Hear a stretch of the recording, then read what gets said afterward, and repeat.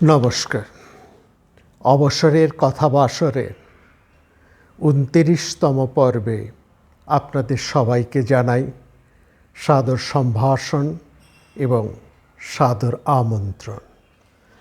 আমরা কথা বলছিলাম ভারতবর্ষের মুক্তি সংগ্রামে শঙ্করাচার্যের যে অবদান, যে প্রভাব রয়েছে সেটি নিয়ে কয়েকটি পর্ব ধরে।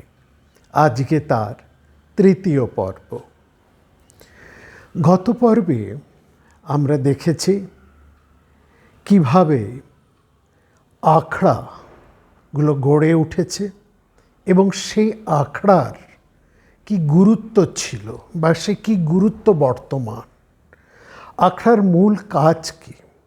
আখড়ার কনস্টিটিউশনকে যদি আমরা ভালো করে পর্যালোচনা করি তাহলে আমরা দেখতে পাই সেখানে ওই আখড়ার মধ্যে আমরা দেখতে পাচ্ছি সেখানে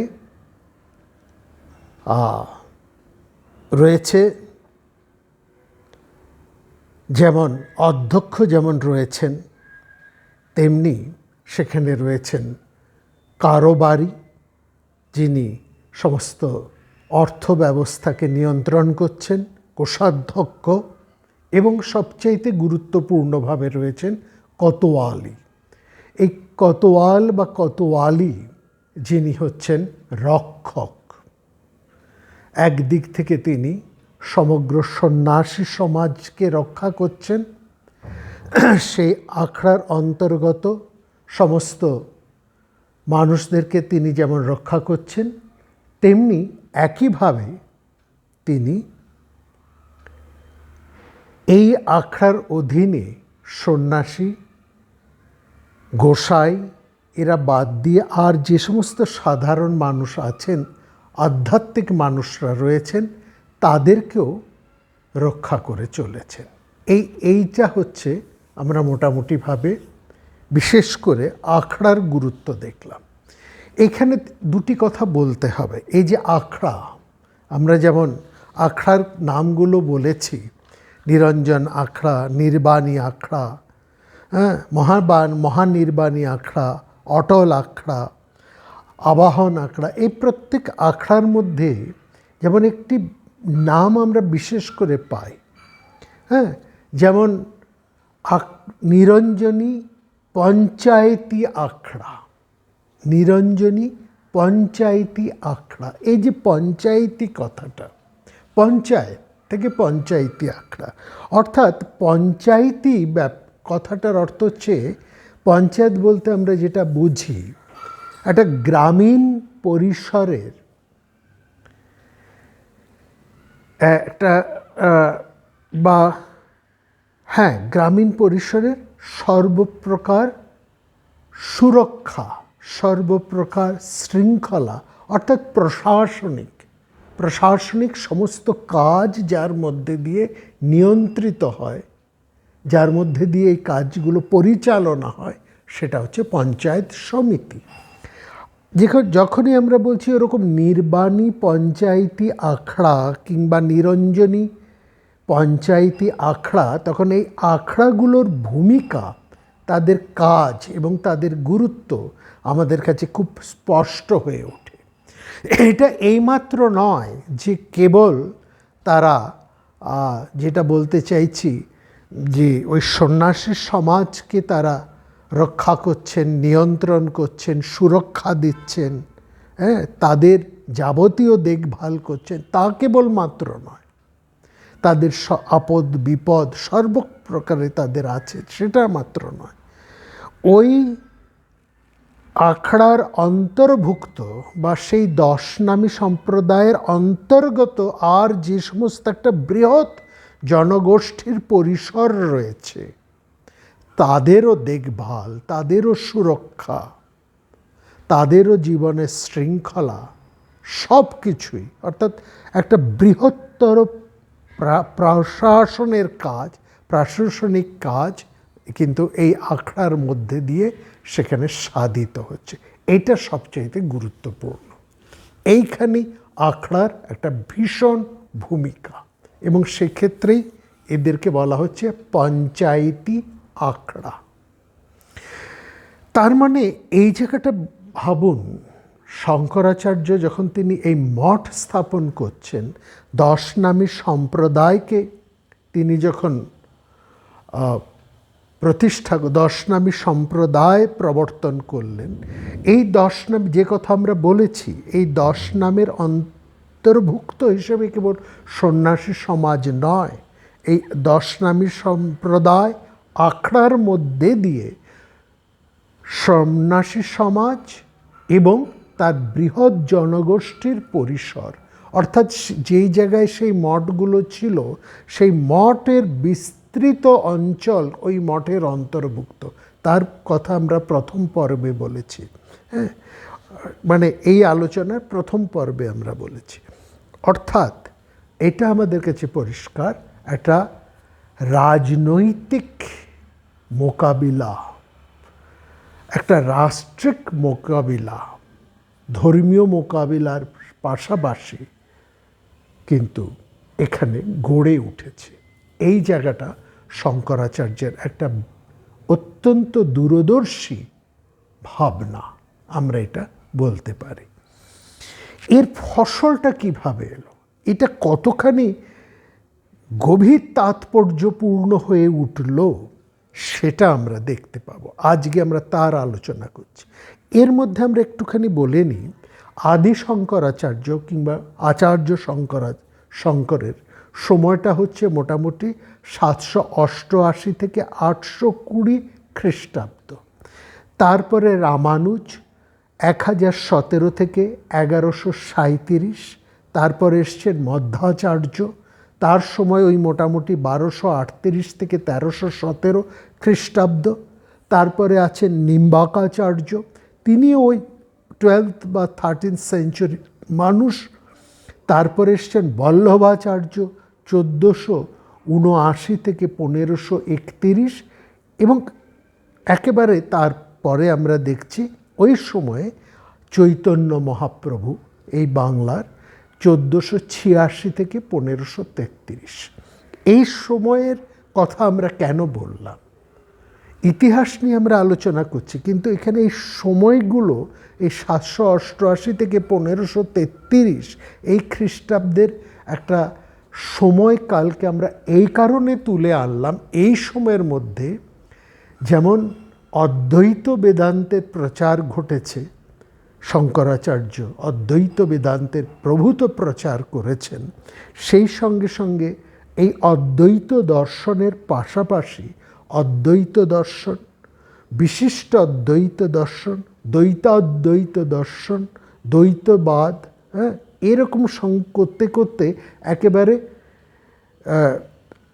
চৈতন্য মহাপ্রভুর সময় অচিন্ত ভেদ অভেদ তত্ত্ব, অর্থাৎ বিভিন্ন ধরনের দর্শন, বিভিন্ন ধরনের মতবাদ, বিভিন্ন ধরনের সন্ন্যাসী সম্প্রদায়, নানা মত, নানা পথ, নানা দর্শন, নানা ভাব, নানা আচার, নানা অনুষ্ঠান, নানা ধরনের যাপন আমরা এই সময়টা থেকে ভারতবর্ষের মধ্যে যেমন উঠতে দেখেছি, তার একটা প্রবর্তনা দেখেছি।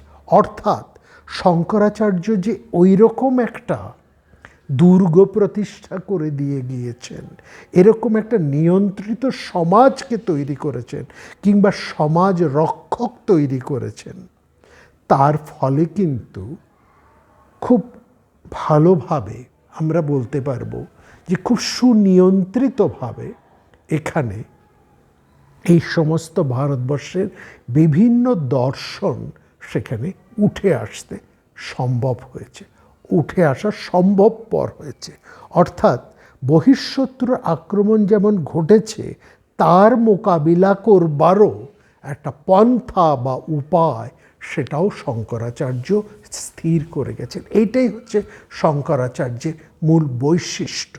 তিনি কেবলমাত্র আধ্যাত্মিক মুক্তির কথাই ভাবেননি, তিনি কেবলমাত্র ভারতবর্ষের বিভিন্ন মত পথ, বিভিন্ন দর্শনের পথরেখা তৈরি করে দিয়ে যাননি, সেই সঙ্গে সঙ্গে ভারতবর্ষের প্রত্যেকটি জনবাসীর, প্রত্যেকটি সন্ন্যাসী সম্প্রদায়ের, তারা যাতে তাদের নিজেদের কাজ নিরুদ্বেগে সুন্দরভাবে সুনিয়ন্ত্রিতভাবে সম্পন্ন করতে পারেন তার উপায়টিও করেছেন। অর্থাৎ সমাজের একটা শৃঙ্খলা প্রতিষ্ঠা, একটা রক্ষণভাগ এবং সর্বত্র একটা সুন্দর পরিকাঠামো, সুনিয়ন্ত্রিত পরিকাঠামো, একটা গভীর চমৎকার উন্নত প্রশাসনিক ব্যবস্থারও তিনি বন্দোবস্ত করেছেন। এইটি হচ্ছে বিশেষ করে উল্লেখ করা। এবং সেখানেই আমরা দেখেছি এই আখড়ার থেকে দু ধরনের সন্ন্যাসী সমাজ সেখানে বিরাটভাবে উঠে এসেছেন। একদল এসেছেন শাস্ত্রধারী, যারা শাস্ত্র চর্চা, আধ্যাত্মিক চর্চা, দর্শন চর্চা ইত্যাদির মধ্যে নিজেদেরকে নিয়োজিত রেখেছেন। আরেক দল এর পাশাপাশি তারা আধ্যাত্মিক এবং শাস্ত্র চর্চার পাশাপাশি তারা অস্ত্র চর্চাও করেছেন। অর্থাৎ শঙ্করাচার্য এটা বুঝেছেন শাস্ত্র এবং অস্ত্র দুটি সমান গুরুত্বপূর্ণ এবং দুটিরই প্রয়োজন রয়েছে। একটি না হলে আরেকটি টিকতে পারে না। শাস্ত্রকে রক্ষা করতে হলে অস্ত্র প্রয়োগেরও ব্যবস্থা রাখতে হবে। এটি তিনি তার দূরদর্শিতার থেকে বুঝেছেন এবং সেখান থেকেই তিনি ওই মাত্র 32 বছরের বয়সের মধ্যেই তিনি অভূতভাবে ভারতবর্ষের 4টি কোণে 4টি মঠ কিংবা 4টি দুর্গ প্রতিষ্ঠা করেছেন। এই দুর্গ 4টি হচ্ছে প্রধান, তার অধীনে থেকে এই সমস্ত আখড়াগুলো এই ভারতবর্ষের সমাজ জীবন, ধর্ম এবং যাপনকে সুনিয়ন্ত্রিতভাবে রক্ষা করবে। এটি হচ্ছে মূল। এটা কিভাবে সম্ভাবন হলো এবং তার ফল কি দাঁড়ালো সেটা আমরা আলোচনা করি। আমরা মোটামুটি 788 থেকে 1533-এর যে বিভিন্ন দর্শন, বিভিন্ন বড় বড় আচার্যরা এসেছেন তাদের সময়কাল বলেছি। আরেকটু নেমে আসি, মোটামুটি আমরা চলে আসি আধুনিক সময়ের মধ্যে, তাহলে এটা আরও আমরা পরিষ্কার স্পষ্টভাবে শঙ্করাচার্যের এই দূরদর্শিতার ফলকে আমরা খুব চমৎকারভাবে দেখতে পাবো, বুঝতে পারবো। 1751 থেকে 1753 এই 3 বছরের ঘটনার কথা আপনাদেরকে বলছি। 1751 থেকে 1753 এই 3 বছর। 18th সেঞ্চুরি, অষ্টাদশ শতাব্দীর এই সময় মোগল সাম্রাজ্য একেবারে টুকরো টুকরো হয়ে যায়। হ্যাঁ, একেবারে পরিষ্কার ঐতিহাসিকরা বলছেন in the middle of the 18th century the Mughal empire was crumbling to pieces, একেবারে টুকরো টুকরো হয়ে যায়। এই টুকরো টুকরো হয়ে যাওয়ার ফলে যে দিল্লি থেকে সারা ভারতবর্ষ, এবং সেখানকার ভারতবর্ষ বলতে কিন্তু বুঝবেন ইরান থেকে দক্ষিণ ভারত পর্যন্ত, ওই দিকে একেবারে আফগানিস্তান বার্মা মুলুক হয়ে একেবারে সুদূর এই দিকে আমাদের পশ্চিম, এই একটা বিশাল ভারতবর্ষের সীমানা। এই সীমানা নিয়ন্ত্রিত হচ্ছে মুঘল সাম্রাজ্যে দিল্লি থেকে। দিল্লি হচ্ছে শাসনের কেন্দ্রবিন্দু এবং ঔরঙ্গজেবের মারা যাবার পরই এই মুঘল সাম্রাজ্য আস্তে আস্তে একেবারে টুকরো টুকরো হয়ে গেল এবং তার ফলে যত সামন্ততন্ত্র দেশ ছিল, যত সামন্ততন্ত্র রাজ্য ছিল, সবাই নিজেদেরকে স্বাধীন ঘোষণা করে ফেলে। আমাদের বাংলা স্বাধীন ঘোষণা করে ফেলেছে। অন্য দিক থেকে অন্যান্য দেশ, দক্ষিণ ভারত, মধ্য ভারত, পূর্ব ভারত বললাম, পশ্চিম ভারত, সবাই সমস্ত বড় বড় অর্থাৎ রাজপুতানারা, ওইদিকে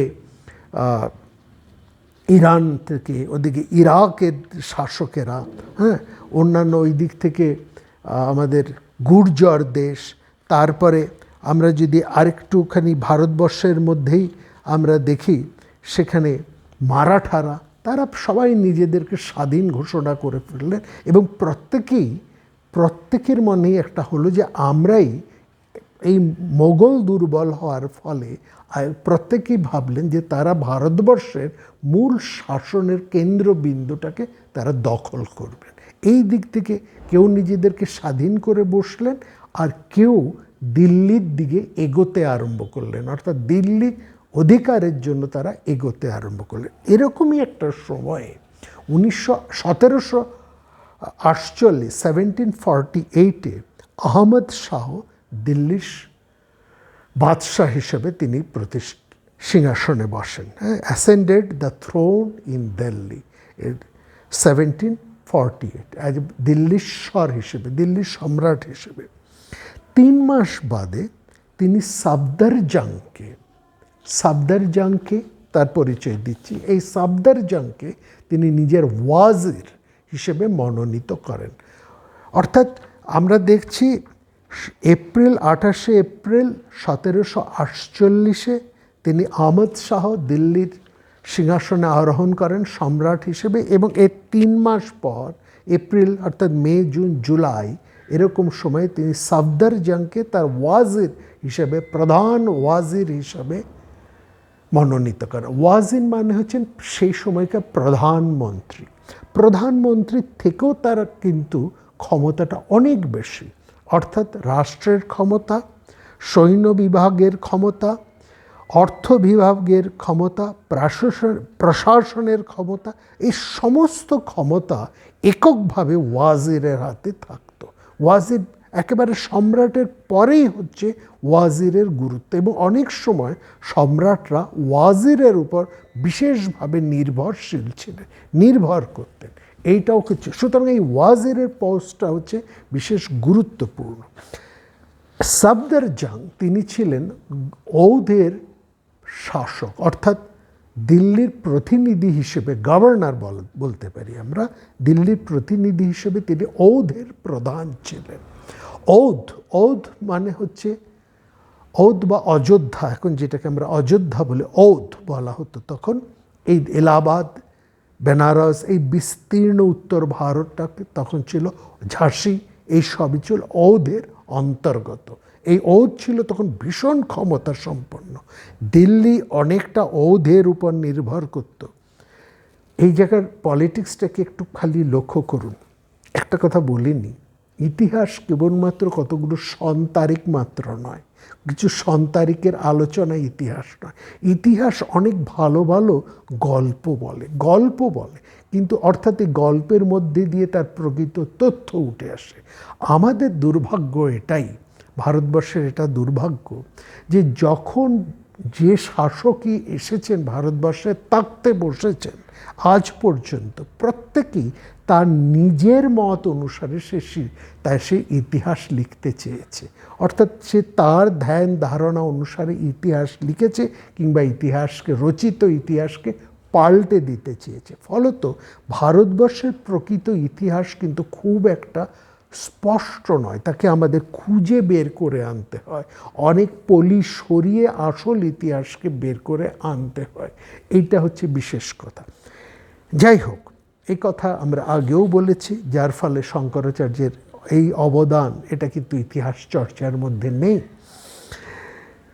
আমরা কথা বলছিলাম সে গভর্নর ঔধ অর্থাৎ সাফদারজাংকে নিয়ে। এই সাফদারজাংয়ের নাম শুনে আপনাদের একটুখানি চেনা চেনা লাগছে কি? দিল্লিতে যারা যান বা দিল্লির সঙ্গে যারা মোটামুটি পরিচিত, সাফদারজাং এনক্লেভ এই নামটি আপনারা সবাই শুনেছেন।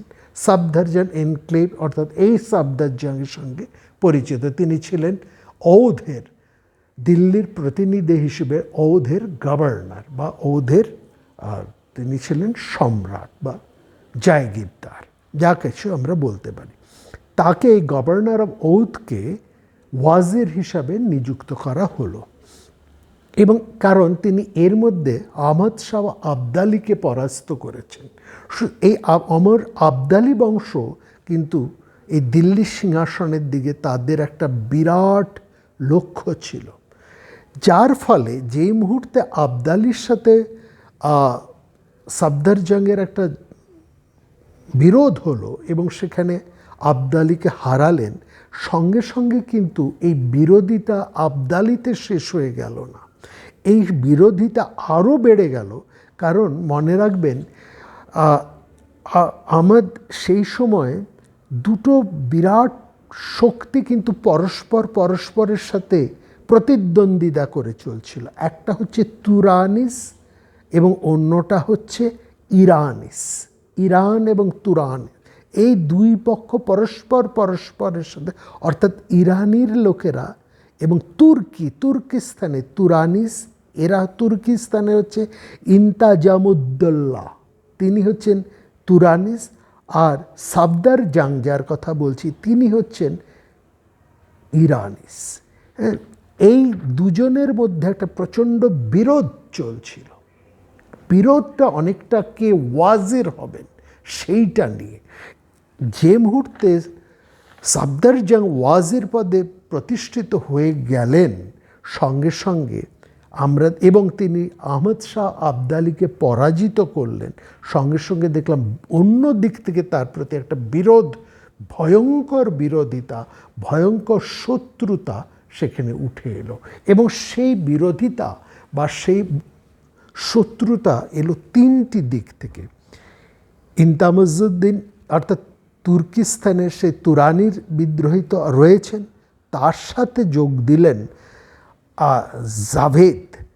এই জাভেদের কথা আমরা বলবো। তিনি হচ্ছেন মানে বাঙ্গাস জাভেদ, মানে তিনি হচ্ছেন আরেকজন শক্তিশালী তুরানিস। ইন্তিজিয়াম এবং জাভেদ এই দুজন, এবং তাদের সঙ্গে যোগ দিলেন বাঙ্গাস। এই বাঙ্গাসরা হচ্ছেন আফগান, মানে ফারুকাবাদে তারা তাদের নিজেদের ঘাঁটি প্রতিষ্ঠা করেছেন। এই বাঙ্গাস, জাভেদ এবং ইন্তিজাম, এরা তিনজন একসঙ্গে ওই তুরানিসদের সাথে মিশে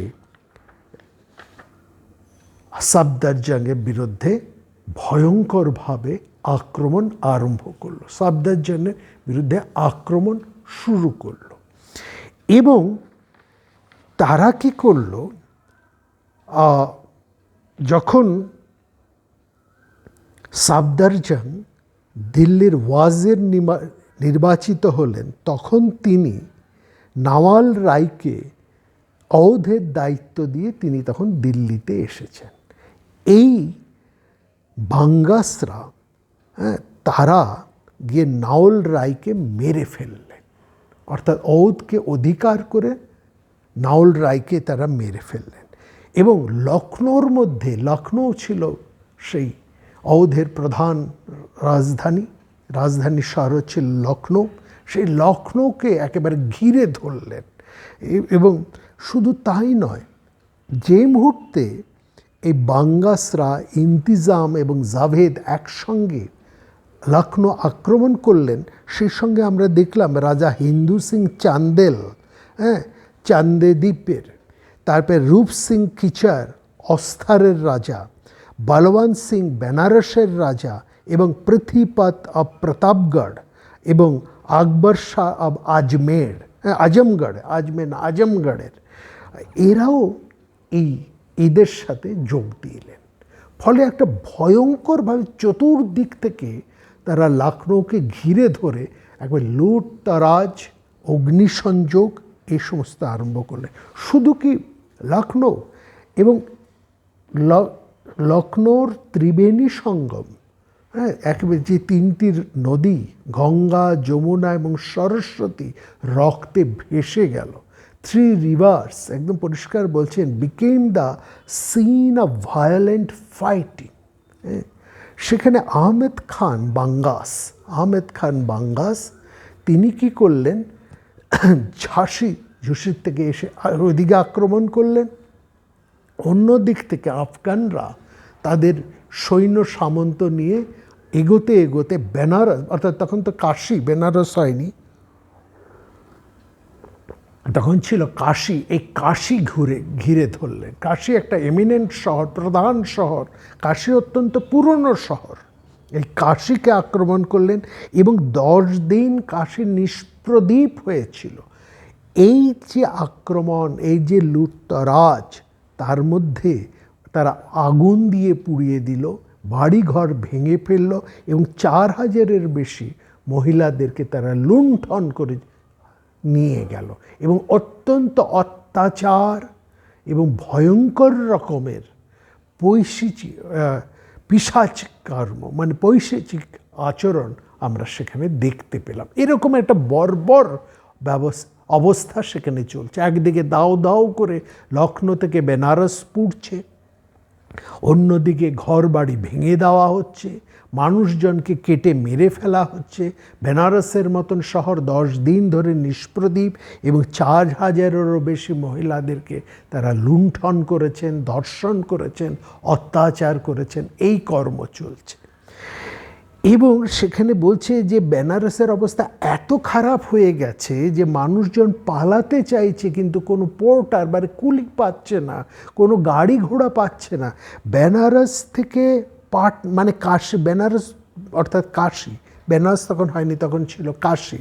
এই কাশী থেকে পাটনা আসবে, সেই কাশী থেকে পাটনা আসার, আমরা সেই 1751 সালের কথা বলছি, সেই সময়ে 80 টাকা ভাড়া চাইছে। 80 টাকা, যে সময় আধ পয়সা অত্যন্ত গুরুত্বপূর্ণ, আধ পয়সা দিয়ে প্রচুর জিনিস কিনতে পাওয়া যায়, সেই সময় কাশী থেকে পাটনা আসার ভাড়া হয়ে উঠে গেছে 80 টাকা। আপনারা এটা বুঝতে পারবেন যখন এখন বর্তমান সময় প্লেন ফেয়ার, হ্যাঁ, যখন খুব চাপ থাকে, কোথায় বেড়ে যায়, দ্বিগুণ, 3 গুণের 4 চতুর্গুণ এরকম প্লেন ফেয়ার যেরকম বেড়ে যায়, সেই রকম এটা যে কয়েকশো গুণ বেড়ে গেছিল, 80 টাকা হয়ে গেছিল। এবং সে মানুষজন কি করবে, দিশাহারা হয়ে পড়ছে, কিভাবে তারা বাঁচবে। এরকম একটা সময়ে সাফদারজাং তো দিল্লিতে বসে রয়েছেন, তিনি আসতে পাচ্ছেন না, তিনি এদিকে তার অওধকেও রক্ষা করতে পাচ্ছেন না, অর্থাৎ অওধ, বেনারস, ঝাঁসি কিছুই তিনি রক্ষা করতে পারছেন না। এবং সম্রাট যিনি ওই দিল্লি হিসেবে বসেছেন, আহমদ শাহ, তিনিও সাফদারজাংকে কোনো রকম সাহায্য দিতে পারছেন না। এরকম একটা ভয়ঙ্কর পরিস্থিতি। সাফদারজাং একেবারে কি করবেন বুঝে উঠতে পারছেন না, তিনি আসতেও পাচ্ছেন না, রক্ষাও করতে পারছেন না। আর এইদিকে বাঙ্গাস, তুর্কি লোকেরা তারা যা খুশি তা করে চলেছে। এই যে ঘটনাটা ঘটল, এইটা হচ্ছে ইতিমধ্যে আমরা বলবো নাদির শাহের আক্রমণ ভারতবর্ষে ঘটে গেছে। নাদির শাহ, যার সময়টা একটু আপনারা খেয়াল করবেন, 1698 থেকে 1747, এ হচ্ছে নাদির শাহের পিরিয়ড। তার রাজত্বকাল 1736 থেকে 1747, এই হচ্ছে তার রাজত্বকাল। এই 1736 থেকে 1747 তার এই রাজত্বকালের মধ্যে, অর্থাৎ 1748 থেকে 1767, এই অর্থাৎ 1748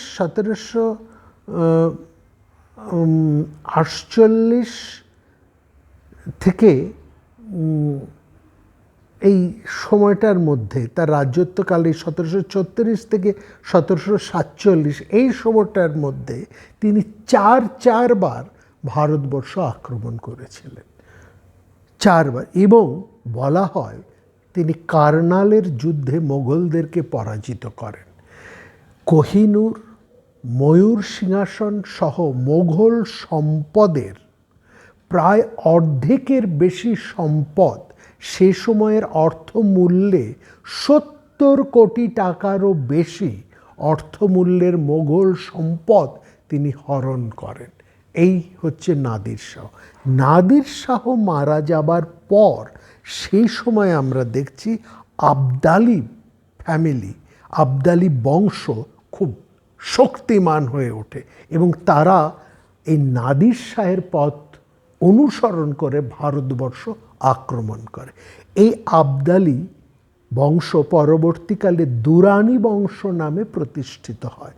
আহমদ শাহ আবদালি, যিনি আহমদ শাহ দুরানি নামেও পরিচিত, তিনি ছিলেন এই পাঠান দুরানি বংশের প্রতিষ্ঠাতা।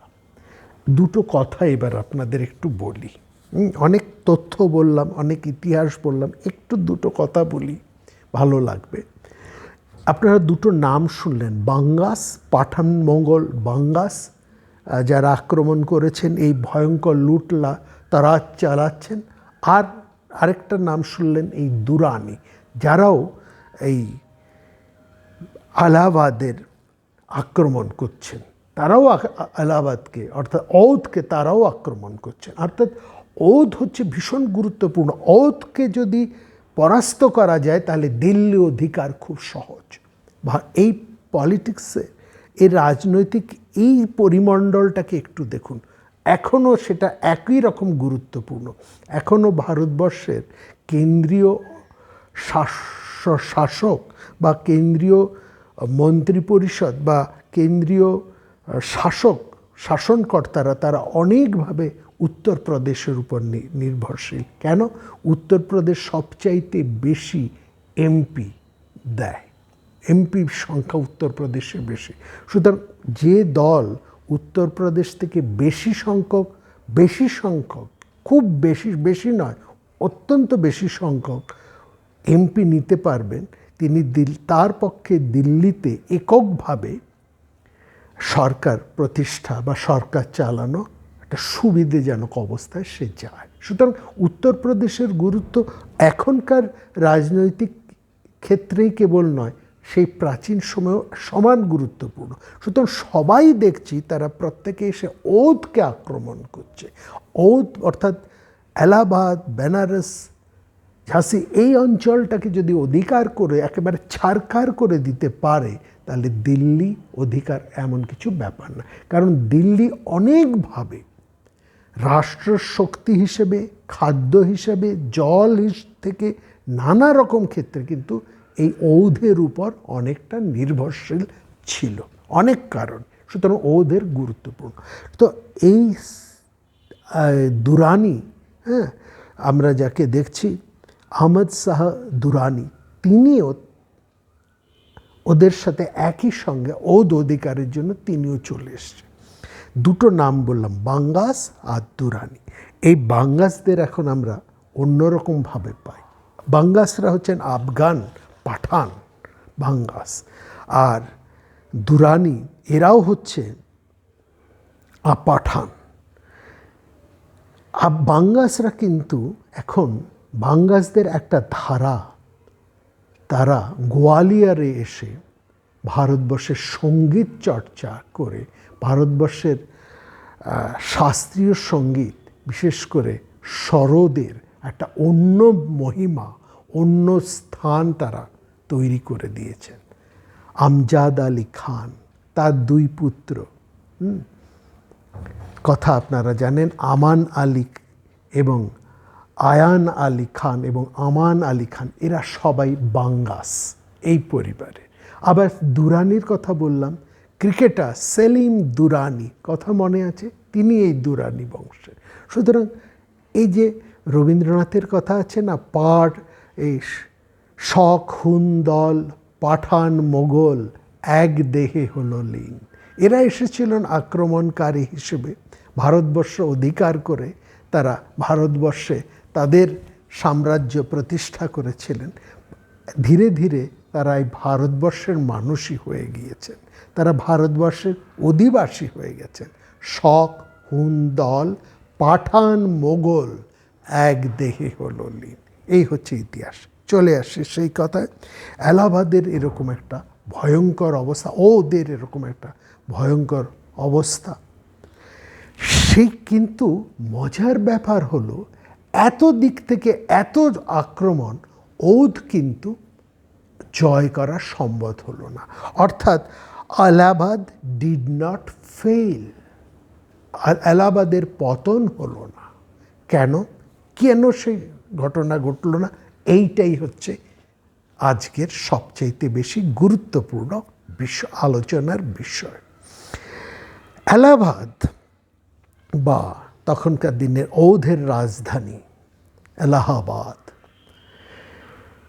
এটির কাছেই হচ্ছে ভারতবর্ষের সবচাইতে বিখ্যাত তীর্থক্ষেত্র কুম্ভ মেলা যেখানে হয় 12 বছর অন্তর অন্তর, অত্যন্ত পূর্ণ পবিত্র ক্ষেত্র সেই ত্রিবেণী সঙ্গম, গঙ্গা, যমুনা এবং সরস্বতী, সেখানে 12 বছর অন্তর অন্তর সেই কুম্ভ মেলা হয়। এই কুম্ভ মেলার আসন্ন এরকম সময়ে সেখানে আমরা দেখলাম বেশ কিছু নাগা সন্ন্যাসী, সংখ্যাটা কেউ বলেন 50,000, কেউ বলেন তার চাইতে কিছু কম, যাই হোক প্রচুর সংখ্যক নাগা সন্ন্যাসী সেখানে এসে উপস্থিত হলেন সেই কুম্ভ মেলা। এবং তারা অত্যন্ত শক্তিশালী, ভয়ঙ্কর দর্শন, গরিলা যুদ্ধে তারা ভীষণ পটু, মাথায় তারা এরকম তাদের জটা এবং তাদের মুখ চোখগুলো ভীষণ রুক্ষ, তারা অস্ত্র শস্ত্রধারী এবং গরিলা যুদ্ধে পারদর্শী, আর তারা একটা ভয়ঙ্কর একটা দলবদ্ধভাবে তারা সেখানে রয়েছেন। তারা সেখানে এসছেন এবং তাদের সাথে অস্ত্রশস্ত্র রয়েছে এবং দেখে বলা যায় যে তারা অস্ত্রশস্ত্র ইত্যাদিতে তারা বেশ ট্রেন্ড। শুধু অস্ত্রশস্ত্র বহনও করেন না, তার প্রয়োগও তারা ভালো জানে। তাদের নেতা হচ্ছেন রাজেন্দ্রগিরি। এই রাজেন্দ্রগিরি গোসাই হচ্ছেন আজকের আমাদের আলোচনার মূল ব্যক্তিত্ব। তিনি 10 নামী সম্প্রদায়ের, এই গিরি সম্প্রদায়ের নাগা সন্ন্যাসী। অর্থাৎ তিনি যে দুটো সন্ন্যাসীর মূল ভাগ আমরা করলাম, শাস্ত্রধারী এবং অস্ত্রধারী, তিনি অস্ত্রধারী এই সঙ্ঘের লিডার। এরা বহু বছর এই রাজেন্দ্রগিরি এবং তার অনুগত সমস্ত নাগা সন্ন্যাসী, অস্ত্রধারী যোদ্ধা নাগা সন্ন্যাসী বহুদিন ধরে ঝাঁসির নর্থ ইস্টে প্রায় 32 মাইল জুড়ে বিভিন্ন মঠ তারা প্রতিষ্ঠা করেছিল এবং সেখানে বলা হয় 114টা গ্রাম তাদের অধীনে ছিল। তারা এই 114টা গ্রাম অধিকার করে সেই গ্রামের থেকে তারা কর সংগ্রহ করত, সেই গ্রামের তারা দেখভাল করত এবং সেখান থেকে তারা কর সংগ্রহ করত। এইদের উপস্থিতি কিন্তু সেই সময় মারাঠা যারা ছিলেন বুন্দেলখণ্ডে, তাদের কাছে একটা ভীষণ রকমের থ্রেট হয়ে দাঁড়িয়েছে। সেই সময় মারাঠা এই বুন্দেলখণ্ড যে মারাঠারা ছিলেন, তাদের কাছে এই রাজেন্দ্রগিরি এবং তার অনুগত নাগা সন্ন্যাসীরা, বিশাল সংখ্যক নাগা সন্ন্যাসীরা একটা থ্রেট হয়ে দাঁড়িয়েছিল। এই তখন বুন্দেলখণ্ডের যিনি প্রধান ছিলেন, মারাঠা প্রধান ছিলেন নারোশঙ্কর, ওয়াকিল নারোশঙ্কর, এটা 1749-50 কথা আমরা বলছি। তিনি দেখলেন যে না, এদেরকে রোখা দরকার। তিনি এদেরকে জোর করে ওই ঝাঁসির থেকে তাড়িয়ে দিলেন। সেখান থেকে বিতাড়িত হয়ে রাজেন্দ্রগিরি এবং তার সম্প্রদায় এই এলাহাবাদের কাছে এসে উপস্থিত হলেন। এলাহাবাদের কাছে এরা এসে এই ভয়ঙ্কর লুটতরাজ, অগ্নিসংযোগ, আফগান পাঠানদের এই সমস্ত দেখে তারা একদম ক্রোধে, রাজেন্দ্রগিরির চোখ মুখ আরক্ত হয়ে গেলেন। তখন তিনি সমস্ত ওয়াধের যে সমস্ত সেনারা ছিল, যারা একেবারে আফগান আক্রমণে, তুরানি আক্রমণে, তারপরে এই দুরানিদের আক্রমণে একেবারে পর্যুদস্ত হয়ে কোণঠাসা হয়ে পড়েছিল, তিনি তাদেরকে নতুনভাবে উত্তেজিত করে, যুদ্ধে প্রলুব্ধ করে এবং তার সমস্ত নাগা সন্ন্যাসীরা একসঙ্গে এসে একে মরণ বাঁচন লড়াইয়ে ঝাঁপিয়ে পড়লেন। এবং সেখানে বর্ণনা দেওয়া আছে যে প্রতিদিন নিয়ম করে রাজেন্দ্রগিরি গোসাই, যিনি নাগা সন্ন্যাসীর প্রধান, তিনি নিয়ম করে এক একটা আফগান শিবির পুড়িয়ে ছাই করে দিতেন এবং তাদেরকে শেষ করে তাদের রক্তে স্নাত হয়ে তিনি সন্ধেবেলায় ফিরে আসতেন। এইভাবে নাগা সন্ন্যাসী রাজেন্দ্রগিরি এবং প্রচুর নাগাদের যুক্ত আক্রমণের ফলে বেনারস, ঝাঁসি এবং ঔধ অর্থাৎ এলাহাবাদ রক্ষা পেল। সেই সময়ে আমরা দেখলাম এই সেখান থেকে বিতাড়িত হয়ে এই আফগানরা তারা কি চেষ্টা করলো, তারা চেষ্টা করলো দিল্লিতে যে সরবরাহ হচ্ছে, খাদ্য সরবরাহ হচ্ছে, কিংবা এলাহাবাদে যে খাদ্য সরবরাহ হচ্ছে, তার মূল যে জায়গাটা, সেই যে গ্রামগুলো আছে সেইখানে তারা আক্রমণ আরম্ভ করলো এবং চতুর্দিক থেকে তারা ঘিরে আক্রমণ আরম্ভ করলো। এই সমস্ত দলগুলো একসঙ্গে, মোগল, পাঠান, সে সব দলগুলো একসঙ্গে তারা চতুর্দিক থেকে সেই খাদ্য জল সরবরাহের যে সমস্ত গ্রামগুলো ছিল সেইগুলোর উপর আক্রমণ আরম্ভ করলো। কিন্তু এবং সেখানে প্রধান ছিলেন বাকউল্লাহ। তিনি এই সমস্ত দিল্লি এবং ঔধের যে জল, খাবার এগুলো যাতে সুন্দরভাবে যায় তার রক্ষণাবেক্ষণের দায়িত্ব ছিল।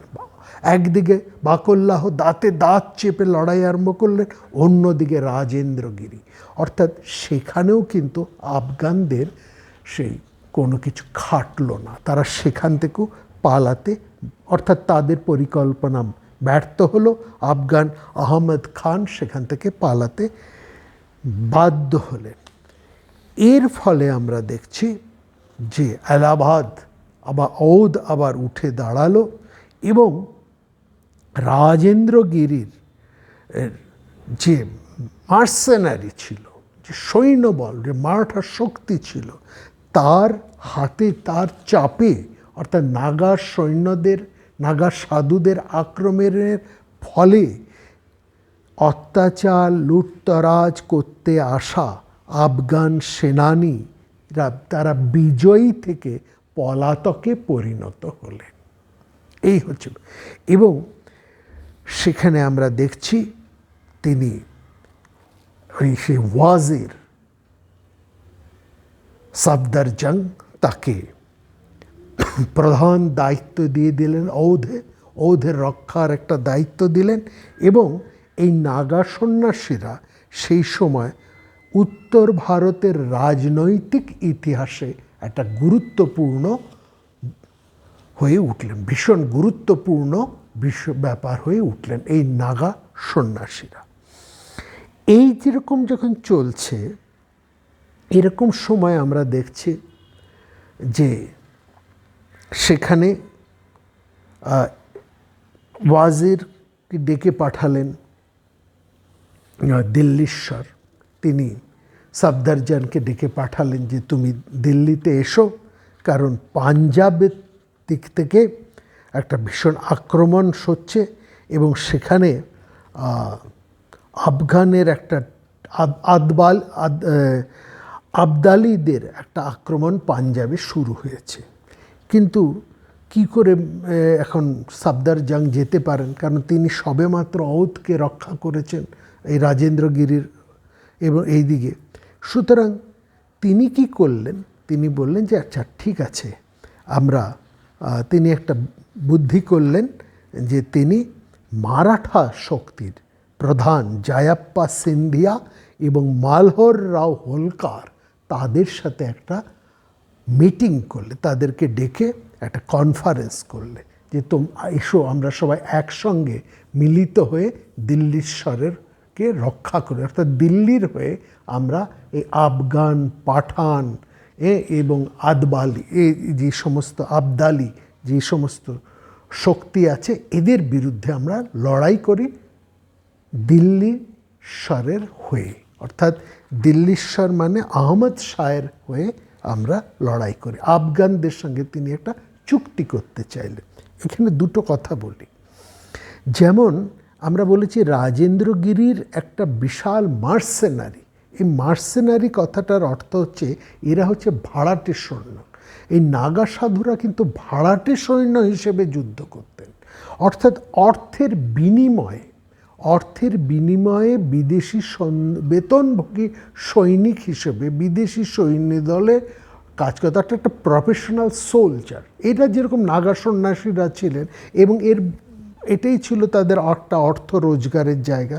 তো তারপরে তারা কিছু জায়গির পেতেন, সেখানকার ট্যাক্স তারা অধিকার করতেন। এবং আরেকটা কথা আমাদের বলা উচিত, হয়তো আমরা আগে বলেছি কিনা, এই যে কুম্ভ মেলা হতো, এই কুম্ভ মেলার সমস্ত আয়োজন, প্রশাসন, এই সব ব্যাপারটাই করতেন কিন্তু নাগা সন্ন্যাসীরা। ফলে কুম্ভ মেলা থেকেও তাদের প্রচুর আয় হতো, যে কুম্ভ মেলা থেকে তারা যেহেতু এই আয়োজন করতেন, সমস্ত কিছুকে নিয়ন্ত্রণ করতেন, সুতরাং সেখান থেকেও তারা ট্যাক্স কালেক্ট করতেন।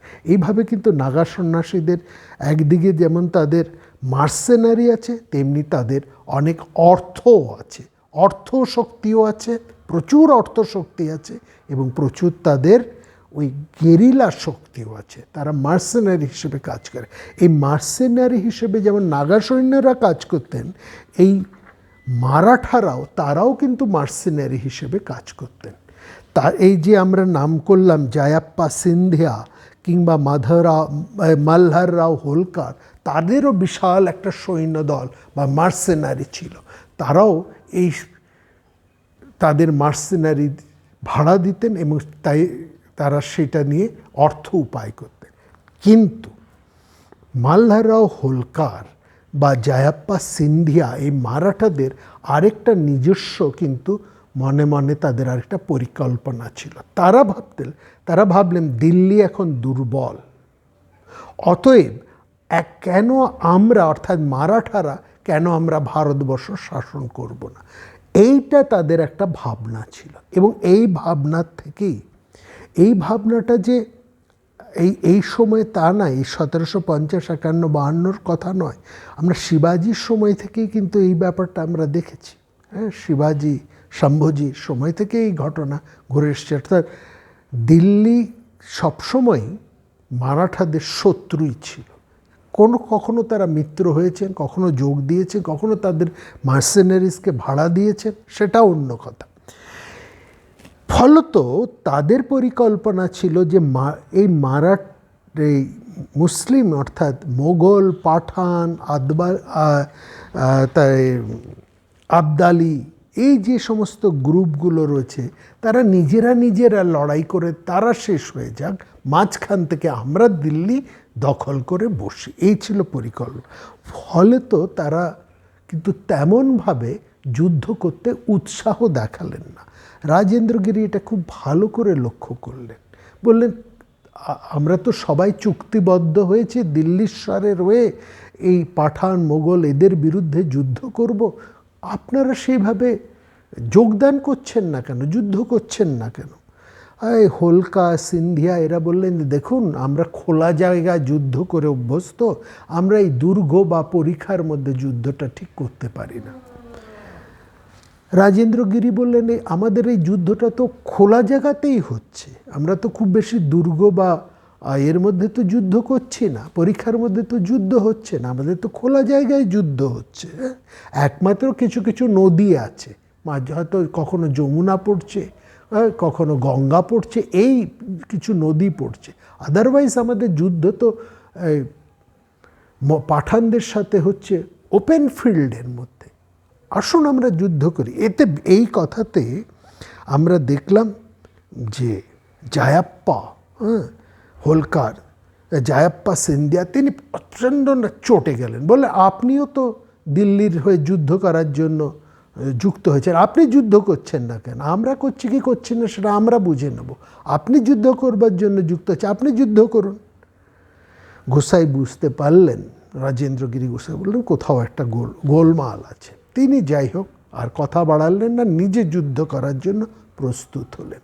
তিনি একটা পরিকল্পনা, কারণ এই নাগা সন্ন্যাসীদের, এই রাজেন্দ্রগিরিদের যুদ্ধ কিন্তু সামনাসামনি না। মনে রাখবেন, এরা কিন্তু বড় কোনো যোদ্ধা ছিলেন না, যে অনেক তাদের অস্ত্র ভাণ্ডার, অনেক হাতি ঘোড়া লস্কর এরকম ছিল না। তাদের যুদ্ধ মূলটাই ছিল গেরিলা যুদ্ধ। এই মারাঠাদেরও তাই, তারাও গেরিলা যুদ্ধই কিন্তু করত, এরাও গেরিলা যুদ্ধ করত। এই দাসনামী সম্প্রদায়ের নাগা সন্ন্যাসী তারাও গেরিলা যুদ্ধ করতেন। এখন তারা রাজেন্দ্রগিরি তিনি একটা পরিকল্পনা করলেন যে কিভাবে তিনি গেরিলা যুদ্ধ করে এদের বিরুদ্ধে, আফগানদের বিরুদ্ধে যুদ্ধ করবেন। ব্যাপারটা এখানে এরকম ঘটল, সাফদার জাং তার একটু দূরদৃষ্টির অভাব ছিল, বুদ্ধিরও একটু অভাব ছিল। তিনি ব্যাপারটাকে ঠিক সেরকমভাবে একটু লঘু করে ধরলেন। তিনি এটা বুঝতে পারলেন না যে রাজেন্দ্রগিরি তার সঙ্গে যতটা ইনভলভ, যতটা তারা মনে প্রাণে যুদ্ধ করার জন্য প্রস্তুত,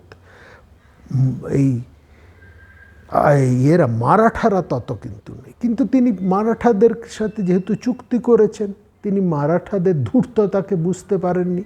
তিনি রাজেন্দ্রগিরি যেভাবে যুদ্ধ করবেন, যা পরিকল্পনা করবেন, তার একটা পরিকল্পনার একটা মানে খসড়া ওই তিনিও সেখানে প্রকাশ করে ফেললেন। হ্যাঁ, কীভাবে যুদ্ধ, ফলে রাজেন্দ্রগিরির পুরো পরিকল্পনাটা জেনে গেল মারাঠা, অর্থাৎ ওই হোলকার, সিন্ধিয়া এরা জেনে গেল।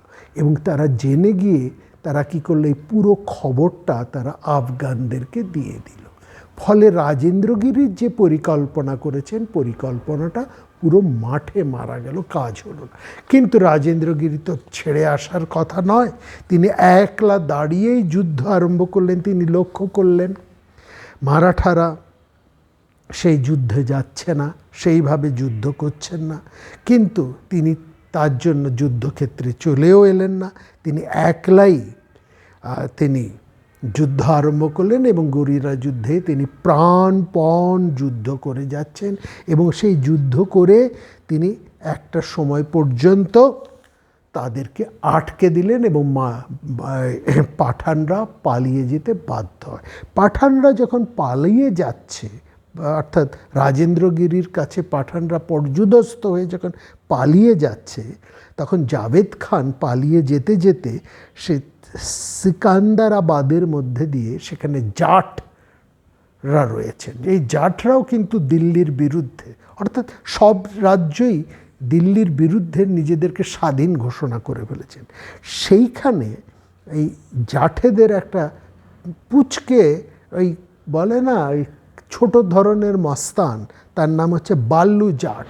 দিল্লির শাসন নেই, পুচকে মস্তান, সেও এখন নিজেকে বিরাট একটা শক্তিমান ভাবতে হচ্ছে। তাকে উস্কানি দিয়ে গেলেন জাভেদ খান, বলে দেখো পুরো দিল্লি ফাঁকা, তুমি আক্রমণ করো। এই বাল্লু জাট সে কী করলো, ভয়ঙ্কর দুঃসাহসী হয়ে সে একেবারে লুটতরাজ আরম্ভ করলো। আসলে মারাঠা বলুন, এই জাঠেরা বলুন, কিংবা এই পাঠানরা বলুন, আদবালিরা বলুন, যাদের কথাই বলুন, বাঙ্গাসরা বলুন, তারা যতটা বেশি লুটতরাজের উৎসাহী, যতটা বেশি অত্যাচারে উৎসাহী, তারা কিন্তু শাসন প্রতিষ্ঠা করে একটা রাজ্য চালনার সেরকম তাদের ভাবনাটা কিন্তু কম। তারা কিভাবে লুটতরাজ করে, কিভাবে অত্যাচার করে নিজেদের সৈন্য সংখ্যা, আমার সম্পদ বাড়াবে, টাকা পয়সা বাড়াবে, এরকমই একটা ভাবনা তাদের মধ্যে দিয়ে চলছে। এই বিষয়টা সেখানে কিন্তু বিশেষভাবে কাজ করে যাচ্ছে। তো এই বাল্লু জাটও এই সুযোগ পেয়ে, উস্কানি পেয়ে, জাভেদ খানের উস্কানিতে সেও ধরাকে সরা জ্ঞান করে সেও যা খুশি আরম্ভ করেছে। এরকম একটা সময়ের মধ্যে দিয়ে আমরা দেখলাম যে তিনিও দিল্লিকে বিব্রত করতে আরম্ভ করলেন।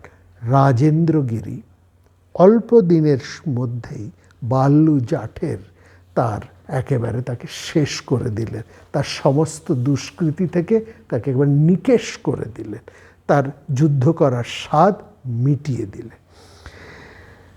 এইরকম যখন রাজেন্দ্রগিরি নিজেকে চতুর্দিক থেকে দিল্লিকে রক্ষা করলেন, সাফদার জং এর হাত শক্ত করলেন, সেই মানে সিকিন্দারাবাদ যখন মুক্ত হয়ে গেল বাল্লু জাটেদের হাত থেকে, সেই সময় আমরা দেখলাম সাফদার জং অত্যন্ত প্রসন্ন হয়ে তিনি দিল্লীশ্বরকে অনুরোধ করলেন এবং তার অনুরোধে দিল্লীশ্বর রাজেন্দ্রগিরিকে সেই সময় দিল্লির সবচাইতে হাইয়েস্ট পোস্ট, ফৌজদার হিসেবে রাজেন্দ্রগিরিকে নির্বাচিত করলেন। অর্থাৎ রাজেন্দ্রগিরি গোসাই দিল্লির ফৌজদার পদে নির্বাচিত হলেন এবং তার ফৌজদার হবার মূলে রয়েছেন তার বন্ধু, অর্থাৎ যার হয়ে তিনি যুদ্ধ করেছেন সেই তিনি, অর্থাৎ যার কথা আমরা বলেছি সাফদার জাং। এবং সাফদার জাংয়ের অনুরোধে দিল্লির স্যার আহমদ শাহ তাকে এই ফৌজদার, দিল্লির ফৌজদার পদে অভিষিক্ত করলেন। এই ফৌজদার পদ, এই ঘটনাটা হচ্ছে 1752। ফৌজদার পদটা কতটা গুরুত্বপূর্ণ সেটা একটু আমাদের বুঝতে হবে। ফৌজদার পদ সেখানে একটা সবচাইতে গুরুত্বপূর্ণ পদ, মানে অনেকটা সম্রাট, তারপরে ওয়াজির এবং তারপরেই হচ্ছে ফৌজদার, এরকম পদ। এবং এর পদে আগে ছিলেন মুতাকওয়া উল্লাহ। মুতাকওয়া উল্লাহ তিনি এই ফৌজদার ছিলেন। তিনি মারা যাবার পর তার পুত্র আতিকাদ ফৌজদার হয়েছিলেন, কিন্তু দিল্লি স্যার আতিকাদকে সরিয়ে দিয়ে রাজেন্দ্রগিরি গোসাইকে ফৌজদার পদে অধিষ্ঠিত করেন। এই পদের অনেক দাবিদার ছিলেন, এই পদে অনেক দাবিদার ছিলেন। আফগানরা এই পদের দাবি, আফগানরা তো ইরানি, হচ্ছেন ইরানি, সাফদার জাং তিনি হচ্ছেন ইরানি বংশের, আর তুর্কির বংশের ইন্তেমাজউদ্দৌলা এবং অন্যান্যরা ছিলেন তুরানি, এবং আফগান, বাঙ্গাস ইত্যাদি এরাও সবাই ওয়াজির পদের অভিলাষী ছিলেন। ওয়াজির পেলেন না, তারপর তারা ভাবলেন ওয়াজির পদ যদি না পাই তাহলে যেন ফৌজদার পদটা পাই, অর্থাৎ স্বরাষ্ট্রমন্ত্রীর পদ, না হলে অর্থমন্ত্রীর পদ বা বিদেশ মন্ত্রীর, এইগুলো যেমন গুরুত্বপূর্ণ পদ, অর্থাৎ সেখানে ফৌজদার অনেকটা স্বরাষ্ট্রমন্ত্রকের পদ। ফৌজদার কিন্তু শুধুমাত্র স্বরাষ্ট্র নয়, স্বরাষ্ট্রের সাথে অর্থেরও তার অনেকটা গুরুত্ব ছিল। ফৌজদার পদের মধ্যে স্বরাষ্ট্র এবং অর্থ এই দুটো অনেক অর্থাৎ আমরা যেটা বললাম, একেবারে এম্পায়ার যিনি হলেন দিল্লির নবাব, নবাবের পরে হচ্ছে ওয়াজির, ওয়াজিরের পরেই হচ্ছে ফৌজদার। সুতরাং এই পদের গুরুত্বটা কতটা বেশি। এই পদের দাবিদারদের মধ্যে যেমন আফগানরা ছিলেন, যেমন গুর্জাররা ছিলেন, বারহা সায়দরা যেমন ছিলেন, এরকম আরও অনেকেই ছিলেন মুসলিম বংশ, কিন্তু কাউকে না দিয়ে রাজেন্দ্রগিরি গোসাইকে এই পদে অধিষ্ঠিত করলেন। সেই সময়ে একজন ইতিহাসবিদ তারিক-ই আহমেদ শাহী তিনি আক্ষেপ করে বলছেন যে আগে কখনোই কোনো সময় আফগান বা গুর্জার কিংবা সাইয়াদ বা বারহার তারা কখনোই ফৌজদারের কাছে এরকম দাঁড়িয়ে নতজানু হয়ে থাকেনি। রাজেন্দ্রগিরি গোসাই ফৌজদার পদ লাভ করে তার সমস্ত প্রতিদ্বন্দ্বী যারা তার অধীনতা স্বীকার করেননি তাদেরকে একেবারে দিল্লি ছাড়া করে দূর করে দিয়েছিলেন, এবং 8 মাস, দীর্ঘ 8 মাস তিনি দিল্লিকে একা হাতে শাসন করেছিলেন। এইটা ছিল তার ক্ষমতা। তার কথাই ছিল শেষ কথা। 8 মাস কেন, 8 মাস পরে তাকে আরেকটা বড় যুদ্ধে যেতে হয়েছিল। এই যে 1952 সালের তিনি যখন এই পদটি লাভ করলেন, সেই সময় থেকে 8 মাস ধরে তিনি একদম নিরঙ্কুশভাবে এই পদের সমস্ত গুরুত্ব লাভ, অর্থাৎ তার শাসনে সেই সময় সমগ্র ভারতবর্ষ নিয়ন্ত্রিত হতো। এইটা ছিল রাজেন্দ্রগিরি কতটা ক্ষমতাবান হয়ে উঠেছিলেন সে সময়, এটা বিশেষ করে বোঝার। এরপরে আমরা দেখছি সেইখানে আরেকটা ঘটনা ঘটল। সাফদার জাংয়ের কথা আমরা বলেছি। সাফদার জাং তিনি রাজেন্দ্র গোসাইয়ের উপর খুব নির্ভরশীল ছিলেন, এবং তারপরে একটা যুদ্ধ সেখানে আরম্ভ হলো। হ্যাঁ, রাজেন্দ্র গিরি অর্থাৎ সাফদারজাং এর সঙ্গে মানে দিল্লির সঙ্গে তখন আরেকটা বিভিন্ন দিক থেকে যুদ্ধ আরম্ভ হলো এবং সেই যুদ্ধে ওয়াজির সাফদারজাংকে যেতে হলো। কিন্তু সাফদারজাংয়ের দূরদর্শিতার একটু অভাব ছিল, তিনি অন্যকে খুব বেশি বিশ্বাসও করে ফেলতেন। আর একটা জিনিস ভীষণভাবে লক্ষ্য করার, এই দিল্লির ইতিহাসে একেবারে মুসলিম সময়ের প্রথম থেকে কিংবা তারও আগে থেকে বিশ্বাসঘাতকতা এবং বিশ্বাসঘাতকতাই এত বেশি ছিল যে কোনো রাজত্বকাল নিশ্চিন্ত হয়ে তারা তাদের রাজ্য অর্থাৎ দিল্লি শাসন করতে পারেননি। এই অনিশ্চয়তা যেমন ইসলামী শাসকদের মধ্যে ছিল, এই অনিশ্চয়তা বা এই বিশ্বাসঘাতকতার বাতাবরণ মুঘলদের মধ্যেও ছিল এবং সেটা এখানেও আমরা দেখছি এসে। কিন্তু এই ব্যাপারটা এতটা ঘটে গেল বিভিন্ন দিক থেকে এবং সেখানে যে পরবর্তী সময়ে যে যুদ্ধ আরম্ভ হলো নানা দিক থেকে এবং সেই যুদ্ধে রাজেন্দ্রগিরি যুদ্ধ আরম্ভ করলেন। কিন্তু যারা দিল্লির পক্ষ হয়ে যুদ্ধ করবেন বলে এসেছিলেন, বিশেষ করে মারাঠারা এবং অন্যান্যরা, তারা বিশ্বাসঘাতকতা করল এবং এই বিশ্বাসঘাতকতার ফলে 1753 সালে 15ই জুন রাজেন্দ্রগিরি একাকী তার নাগা সৈন্যদের নিয়ে যুদ্ধ করতে করতে একাকী তিনি সেই যুদ্ধে মারা গেলেন এবং তিনি মারা গেলেন শত্রুর হাতে নয়, তিনি মারা গেলেন বিশ্বাসঘাতকের হাতে।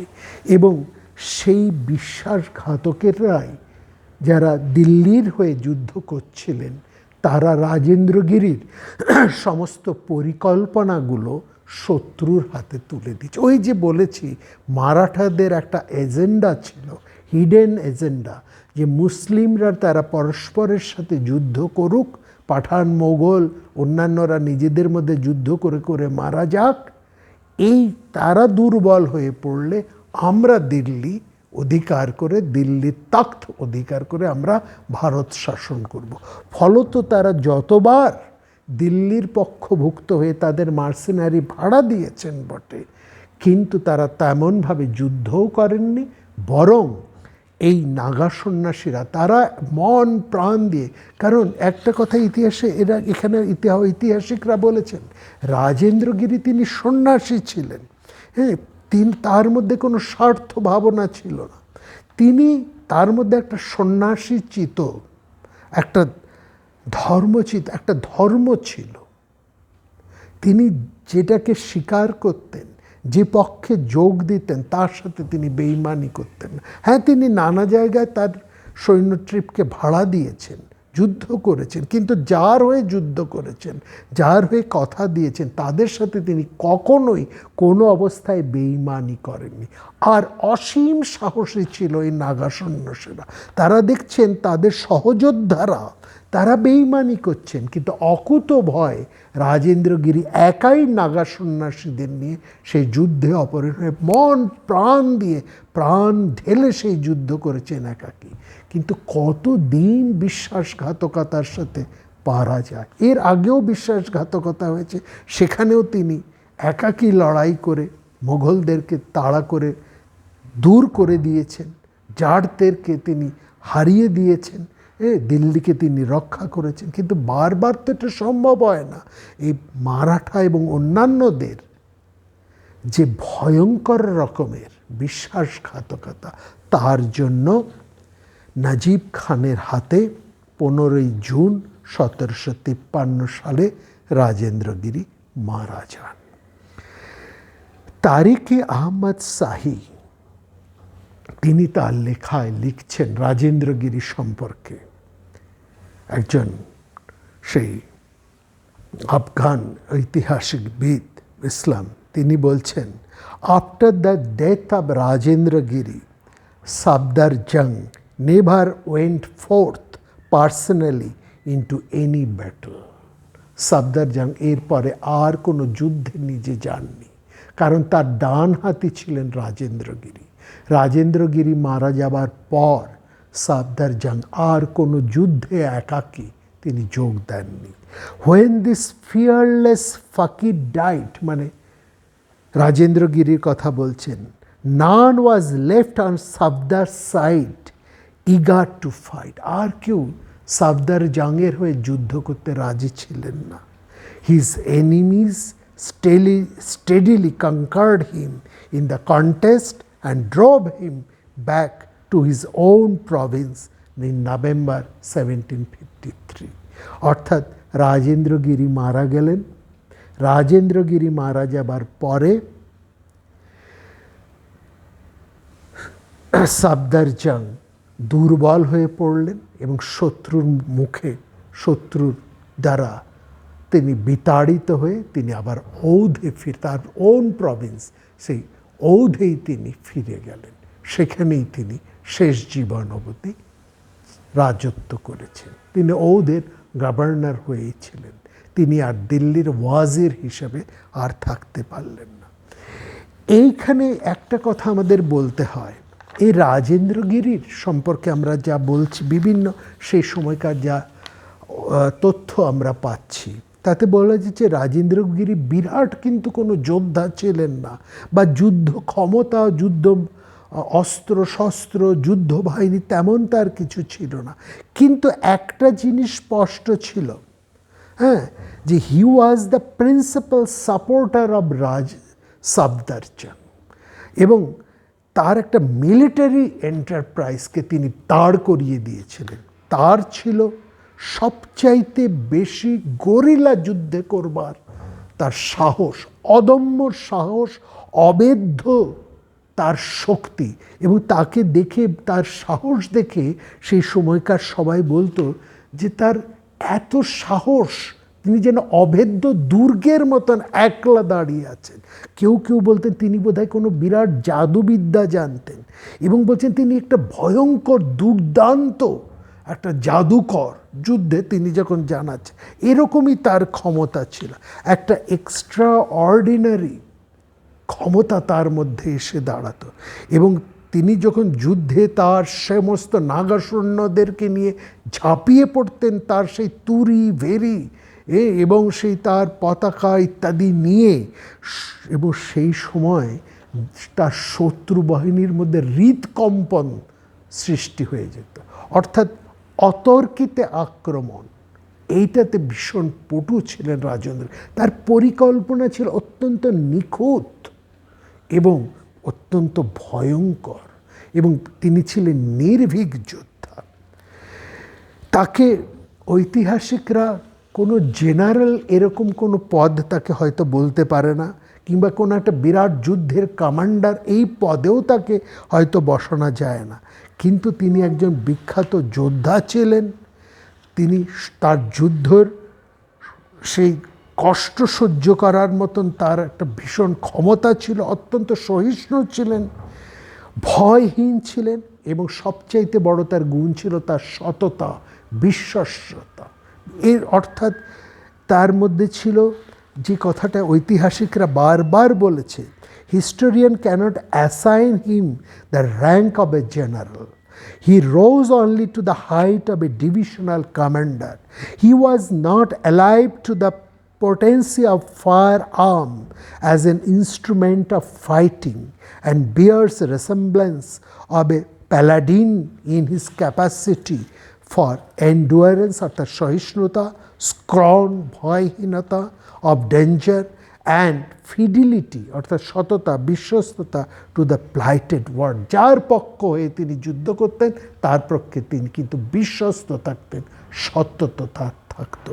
But there is hardly anybody who would deny the fact that he was a sanyasi warrior, freed from the ordinary moral ties and fortified in all his actions by a spirit of devotee. তিনি যা কিছু করেছেন সন্ন্যাসীর যে উৎসর্গ ভাবনা, সব ভয়হীন উৎসর্গ ভাবনার থেকে তিনি এই যুদ্ধ করেছেন। তিনি কোনো কনস্পিরেসি করতেন না, কোনো কনস্পিরেসি দিয়ে তিনি জানতেন না। ফলে চতুর্দিকে যে কনস্পিরেসি হচ্ছে তিনি তার একটিকেও কিন্তু অবলম্বন করেননি। কোনো অসততা তার মধ্যে ছিল না। সততা, বিশ্বস্ততা, ভয়হীনতা, সহিষ্ণুতা, ভয়ঙ্কর যোদ্ধা, কূটযোদ্ধা অর্থাৎ গেরিলা যোদ্ধা, এই সমস্তগুলো তার মধ্যে ছিল। সেই সঙ্গে তার মধ্যে যেটা ছিল সন্ন্যাসীর ঔদাস্য, একটা বিমুক্ত ভাব, নিজেকে উৎসর্গ করে দেবার। কোনো রকম যুদ্ধে তিনি অসততা গ্রহণ করেননি। ফলত এত কিছু অসততার মধ্যে একাকী তিনি বহুদিন জাড়িয়ে সেই যুদ্ধ করে গেছেন। মারা পড়লেন বিখ্যাত 10 নামী সম্প্রদায়ের নাগা সন্ন্যাসীদের প্রধান রাজেন্দ্রগিরি। রাজেন্দ্রগিরি মারা যাওয়ার সঙ্গে সঙ্গেই কি এই যুদ্ধ শেষ হয়ে গেল? নাগা সন্ন্যাসের এই বিরাট ধারা কি শেষ হয়ে গেল? না, আমরা সেখানে আরেকজনকেও পাব। তার নাম হচ্ছে অনুপগিরি। আগামী পর্বে আমরা বলবো অনুপগিরির কথা। অর্থাৎ শঙ্করাচার্য যে দৃষ্টিতে এই 10 নামী সম্প্রদায়ের মধ্যে অস্ত্রধারী সন্ন্যাসী, এই নাগা সন্ন্যাসীদেরকে যে মন্ত্রে প্রতিষ্ঠা করে গেছিলেন, তার সেই ফল, তার এই দূরদৃষ্টি কতটা ফলবান হয়ে উঠছে, কিভাবে চতুর্দিক থেকে সে ভারতবর্ষকে রক্ষা করছে, ভারতবর্ষের সাধারণ মানুষকে রক্ষা করছে বিভিন্ন বাইরের আক্রমণ থেকে, সেটাও আমরা দেখব। আগামী পর্বে আমরা কথা বলবো অনুপগিরিকে নিয়ে, যিনি রাজেন্দ্রগিরির অন্যতম প্রধান শিষ্য।